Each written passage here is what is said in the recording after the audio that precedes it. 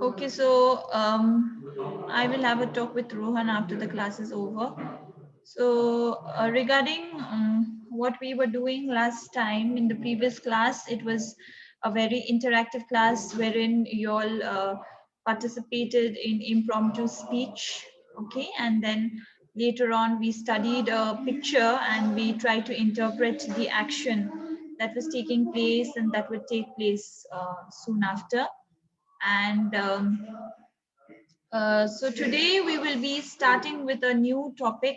I've already started with business reports. I've told you what is supposed to be written in a report.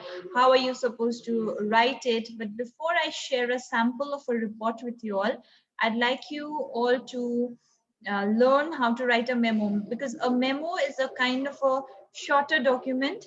Okay, and it will be convenient if we move from memo to uh, a business report. First, let's discuss how to write memo. You can write and you can practice, and then we can move on to notice, and then finally we will be writing or we'll be practicing how to write a business report, right? So I'll be sharing the screen with you all. Do let me know if this is visible.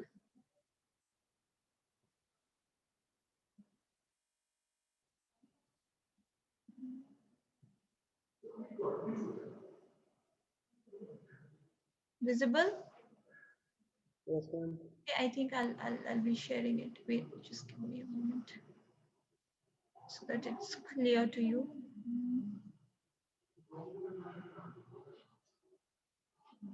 Screen.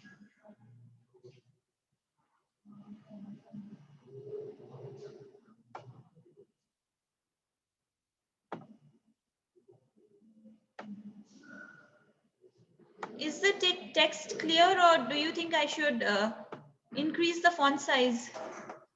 Ma'am, it's clear, ma'am. Okay, thank you.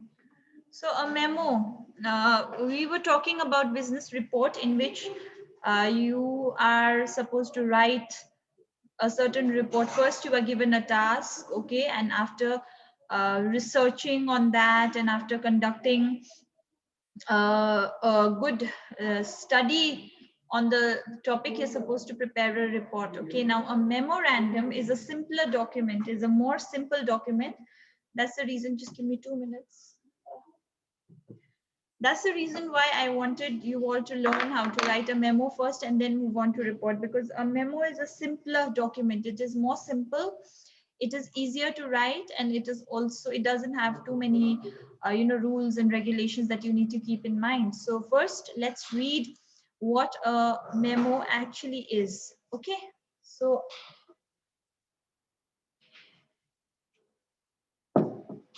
a memorandum or a memo is a document used for internal communication in an organization. So when we were writing a business letter, let's say, or a job application letter, you were writing uh, to somebody who was a part of an organization. You are an outsider. You are trying to communicate with someone who's inside that organization.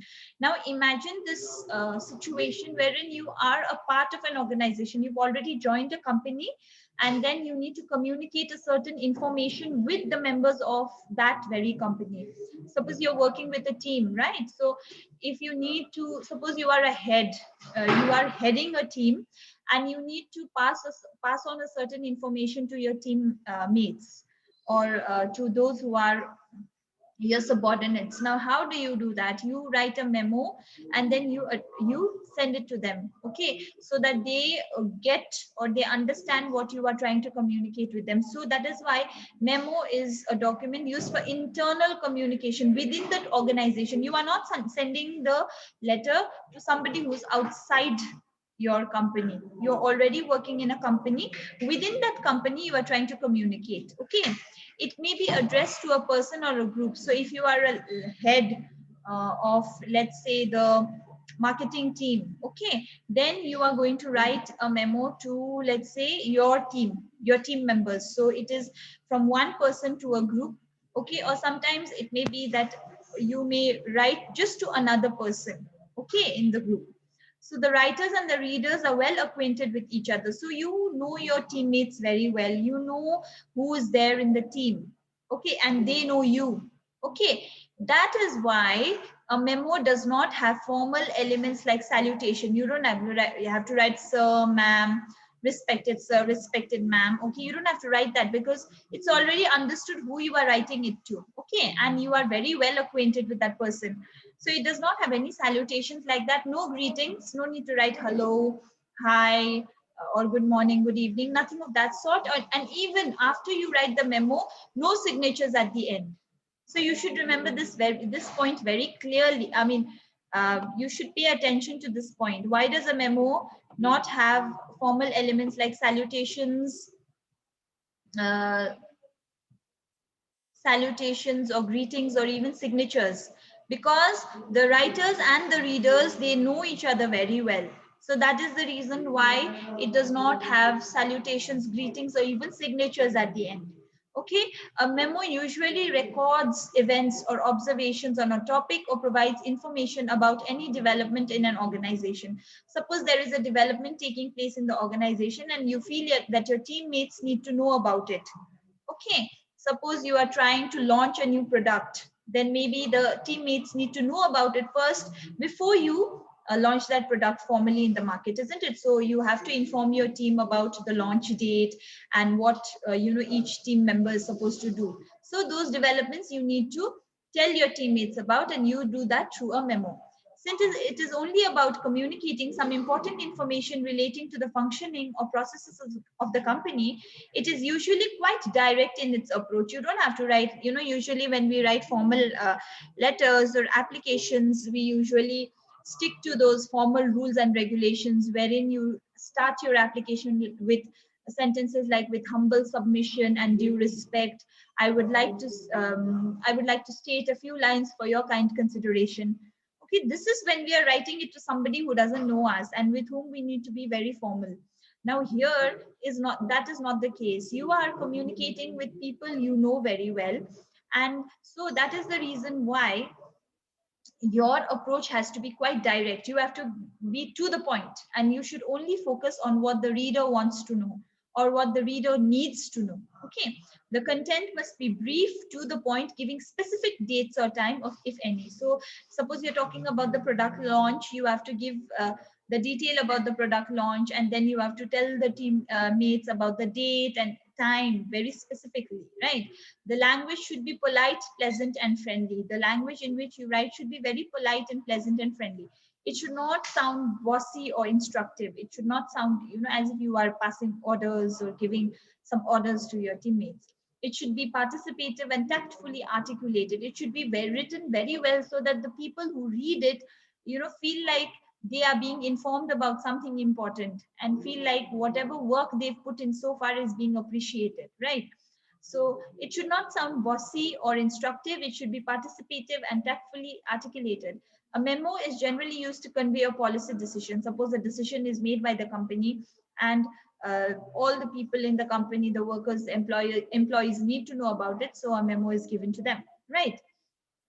Uh, and then uh, to issue an instruction, sometimes you might give an instruction. Right here I have a sample of a memo in which the director of the marketing uh, exhibition division is writing a memo to marketing executives, and then he's saying that you have to change the report in the marketing team. So he says that the marketing, the reports that you've given me, there has to be certain changes. So from Monday 21st November, you should include these things in your report. Okay, so he gives 1, 2, 3, 4 in a list. He says, firstly, it should be have the client company's name, complete address, phone number, fax number, the contact person and his designation, the contact person's cell number, their choice of hall number and stall size, the status of the deal. So you have to write it this way. So you are giving an instruction to them that you have to write a report this way and submit it to us. Right. And then he says you are supposed to advise to submit the report by Thursday before 4 p.m. Okay, so I'm sure these minor adjustments in the report template will facilitate the project management team's operations. And so he ends the memo. It's a very short document. Okay, it's a very brief document within which should fit within a page, right? So if you have to, I mean, whatever I have told you till here, is it clear? Yes, ma'am. Okay. Yes, ma'am. So I'm giving you a minute to go through it on your own. Any word that you don't understand, any phrase or any sentence that you don't understand, you may ask me.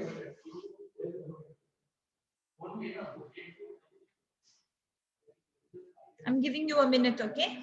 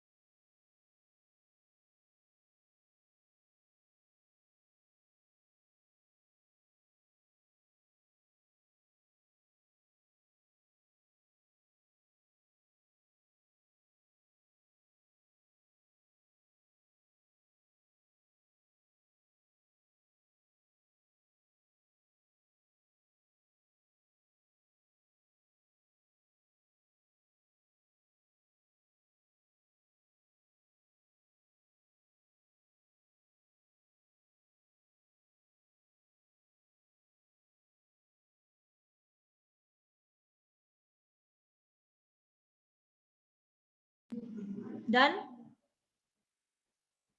Yes, ma'am. Okay, thank you. Now let's move on to how is it written, right? Memos are often written on company letterhead. All of us know what's a letterhead, right? Yes, ma'am. Yes, it's a blank paper with the company's name printed at the top, right? So usually it's printed on it's written on the company letterhead. So since you all are practicing how to write a memo, you will not have a company letterhead when you write for an exam, isn't it? So you need to also write. Imagine that this is the company letterhead and it is printed, but you have to write. Okay, so here the company letterhead would be Penguin Publishers, 5A MG Road, Delhi. So this is the company and this is the address. So imagine that this is the company letterhead right at the top. Right. Now you have to start your memo, drop down 1.5 inches from the top of the letterhead and add two field. So from here, you can leave a few lines, okay, and then write two. Is that clear? I'm showing it to you again. Yeah. Is it Yes, clear? ma'am. Okay. So Yes, ma'am. this is the company letterhead. From there, you leave a few lines and then you will write two. Suppose you are writing it to the marketing executives. You have to write it in full. And from is who are you? Are you the HR? Are you the head of the marketing team? Now you have to write your name and your designation, right? And here you should write your date. Now in some memos, in another format, the date is written first and then to, from and subject. Okay, but we are following this. So first it will be to, then from, and then date and the subject. Now subject, you have to be very specific. Now what is your memo subject about? Suppose in this format that I showed you, here it is change in the report of the marketing team. So that is very clearly stated that the report has to be changed, right? So you have to give in I mean in a very short and specific. You have to be very specific when you write your subject, right? Just like the way when you write your email, when you write your subject in an email. And note, there is no salutation or greeting in a memo. So there is no hello, respected sir, hi, hey, and all that there. Okay, as there is in a letter or email. So you have to remember that there's no salutation. You just have to write to, then from, date, and subject, right? So to, from, Ma'am, date. this format is same like email. Yes, it is the same like email, but in an email you don't have to write all this. No, in an email you just fill in the details and then send it. But this document is to be written in the company letterhead, in which you have to write to, okay, and then name of the um, receiver, then from, name of the sender, then date, then subject. Okay, and the subject would be like Nasib pointed out, it should be like that of an email, right? Then we move on to, this is just a an example of a memo. Okay, so first the person is writing, I propose that we purchase or lease a van to serve as a mobile bookstore. We could use this van to generate sales in the outlying towns and villages throughout the state where our retail stores are not penetrating. So in the first paragraph, this person has written directly and briefly an introduction which sums up the point of the memo. So the point of the memo, you all must have now understood, is that the company wants to lease or purchase a van which could serve as a mobile bookstore. Mobile means anything which is moving, isn't it? So mobile bookstore. What could that do? Because that van could generate sales in the towns and villages where their stores are not, penetrating, where the stores, the company stores are not there. In remote villages and towns, they want to send a van containing all these books which could function as a mobile bookstore, a bookstore which is moving. So this is the main subject of the, this is the main point of the memo. So in the first paragraph itself, this person has very briefly introduced, given an introduction of the memo. Did you understand now? Do you understand now what was the need to write the memo? Yes, ma'am. Yes, he's telling his team members that the company needs to buy some vans. Okay, a rationale for van. Rationale for van, here he is giving a short informative heading. Rationale means reason. Why is a van necessary? Okay, so subheading he has given, and he says, we have been aware of some time that many towns, many, now informative heading, now all these things in italics, can you see? Direct and brief introduction, Yes, informative. ma'am.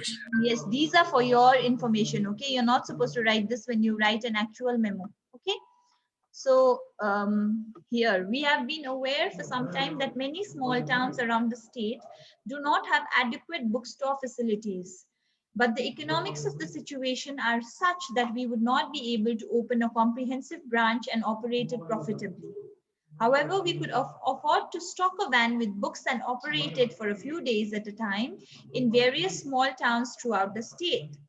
As you are probably aware, the laws of the state would permit us to acquire a statewide business license fairly easily and inexpensively. So, in the second paragraph, the person says the reason for a van. He says that they could also, they cannot make, they cannot set up an entire bookstore in those areas because it would not be economically viable. Okay,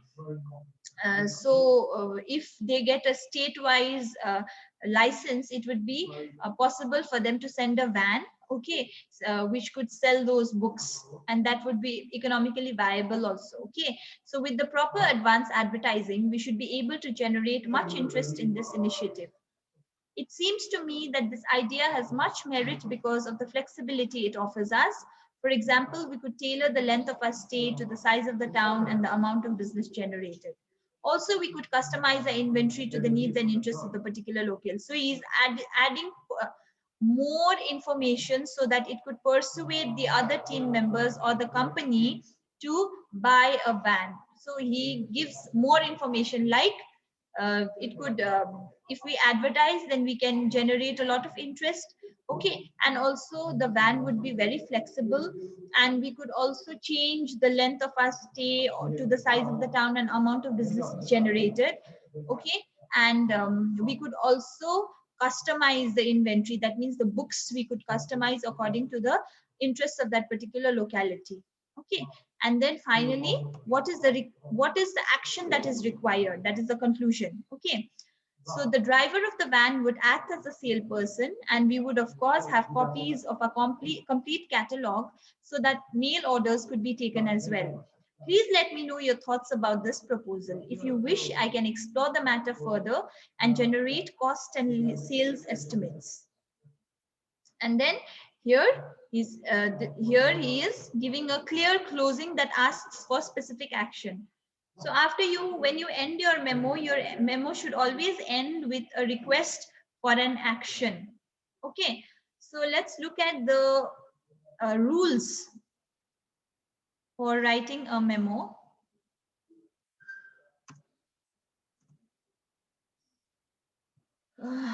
Okay.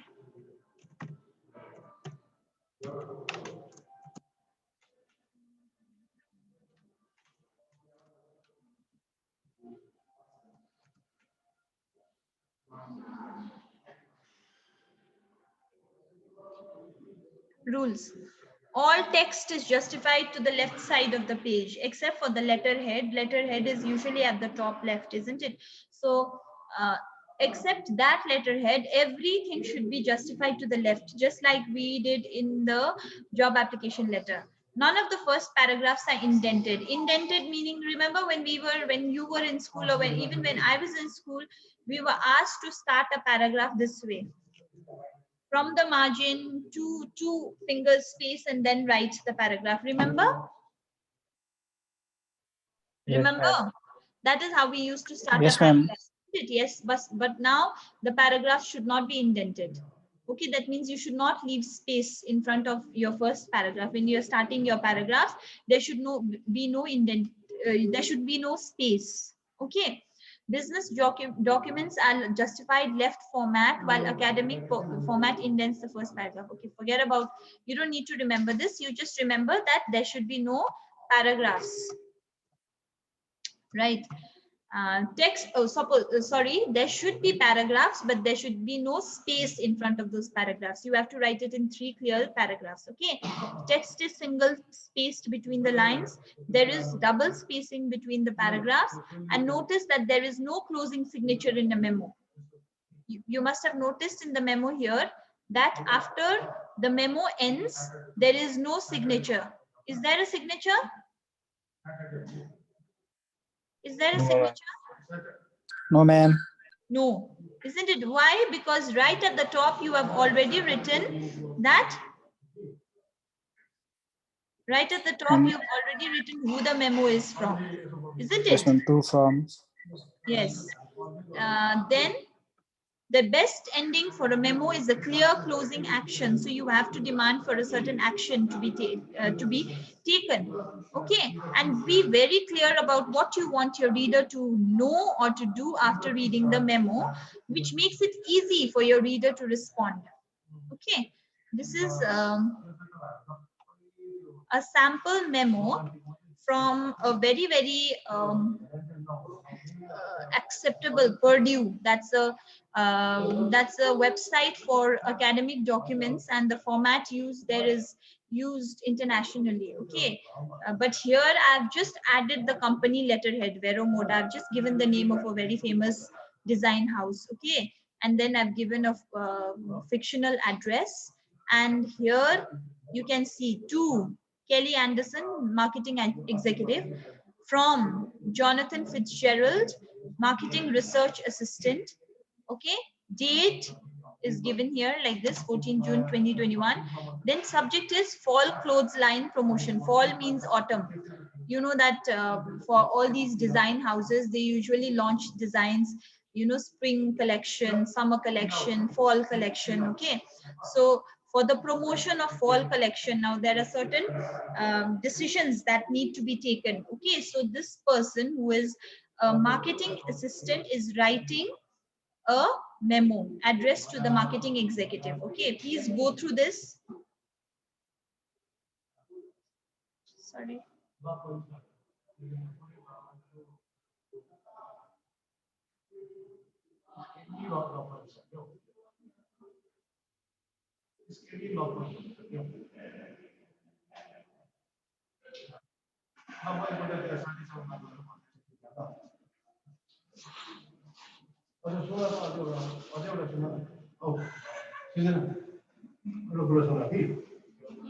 एकदम shirt period भएको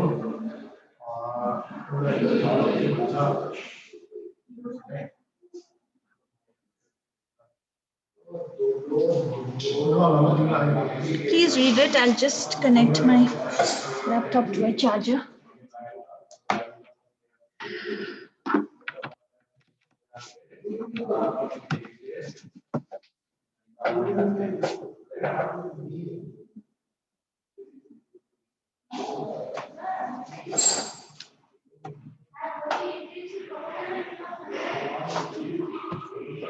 Okay, so I'll read it for you.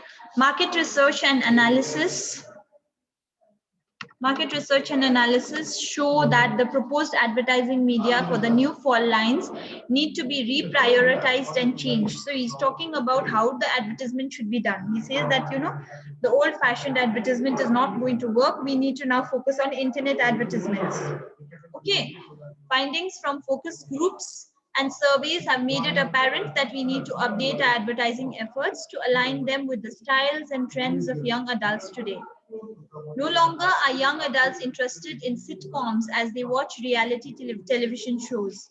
Also, it has become increasingly important to use the internet as a tool to communicate with our target audience to show our dominance in the clothing industry. So, the first paragraph itself tells the receiver that it is about how to promote or how to change the promotion strategies, advertising. Okay.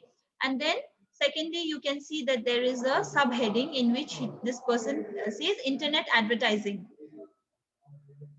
XYZ company needs to focus at advertising on internet sites that appeal to young people. So XYZ company, I've already given the name to the company. That's Vero Moda. So Vero Moda company needs to focus advertising on internet sites that appeal to young people. According to surveys, 72% of our target market uses the internet for 5 hours per week. The following list shows in order of popularity. The most frequently used sites: Google, Facebook, MySpace, eBay, iTunes. Shifting our efforts from other media sources such as radio and magazine to these popular internet sites will more effectively promote our product sales. Young adults are spending more and more time on the internet, downloading music, communicating and researching for homework, and less time reading paper magazines and listening to the radio. As the trend for cultural icons to go digital, so must our marketing plans. So television marketing. It used to be common to advertise a product on shows like Friends and Seinfeld, but for our target audience. But even the face of television is changing. Young adults are turning into reality television shows for their entertainment. Results from focus group show that our target audience is more interested in shows like American Idol, The Apprentice, and America's Next Top Model. The only non-reality television show to be ranked in the top 10 most commonly watched shows by males and females is Desperate Housewives. At Blue Incorporated, we need to focus our advertising budget on reality television shows and reduce the amount of advertising spent on other programs. So here we need to write Vero Moda. We need to change this. So are you understanding what this person is trying to say? Yes, ma'am. Yes. Yes, ma'am. Okay. This is a little lengthy, okay, because it talks about the shows that the young people are watching, the survey that has been done and all that. It's very lengthy, but then you just need to follow the format. Your memo need not be so lengthy, okay? Okay. We need to focus our advertising budget. I'm doing a class. Just give me a moment.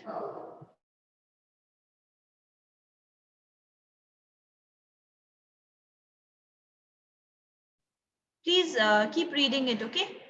Just give me 2 minutes.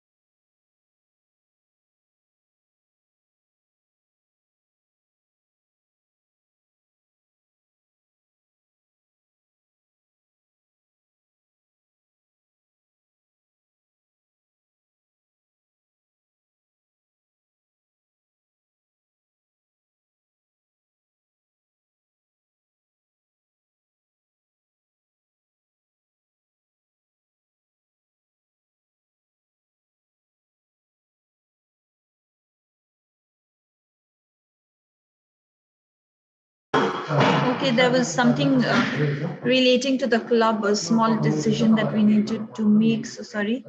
So television advertising, he talks about how the youth is now not interested in sitcoms but is more interested in reality television shows. Okay, so we need to focus on reality television and improve our advertising there. Okay, so by refocusing our advertising efforts for a new line of clothing, we'll be able to maximize the exposure of our product to our target market and therefore increase our sales. Tapping into the trends of young adults will help us gain market shares and sales through effective advertising. And then there's an attachment, okay, with focus group results. Focus group results here means they must have done some surveys or some research. So that is the result of that and survey findings. So this attachment is given. This is not very important for you all, but you really need to look at the memo the way it is written. Okay, and again I am telling you that it need not be so lengthy. A memo should be just about a page. This format is quite okay, the length is okay, but the length of the one that I have is okay, but the format which I am sharing is better. So the length should be just this much. Are you getting an idea? Yes, ma'am. Okay, so I'll be posting this on the in the ERP after we are done, and I'll also try to send this. I will make a few changes and I'll send this in the ERP.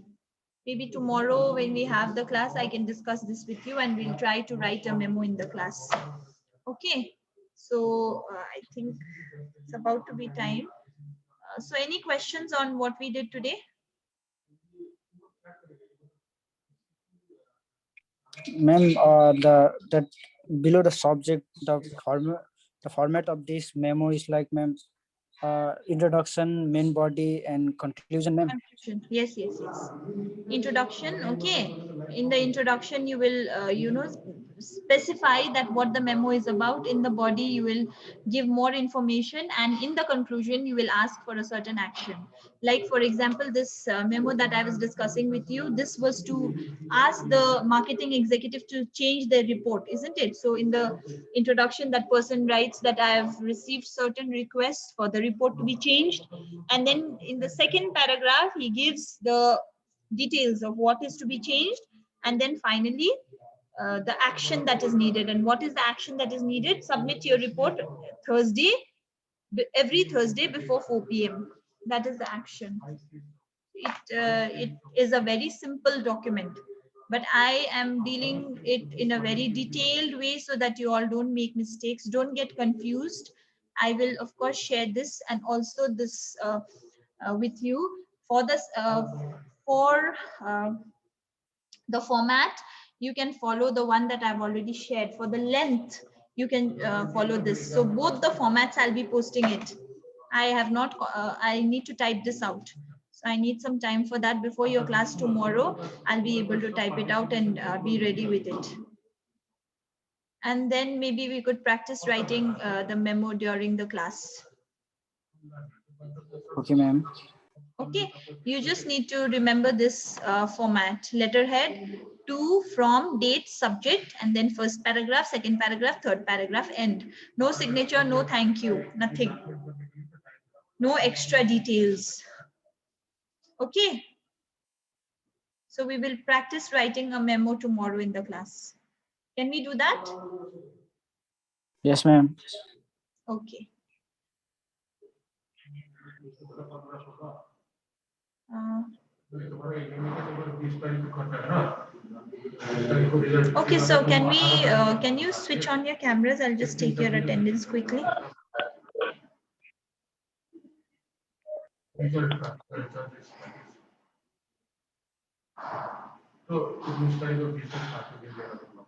Pintu is again outdoors. Ma'am, I have logged in using my desktop. Okay, okay. This person who's joined writing his name as Norbu Kumar Datta. I don't know. I think he's a fictional character there. No one can be named as Norbu Kumar Datta. That's a very, very, I know this is somebody playing some prank. Yesterday you logged in as Raja something something. It was a mix of Lama.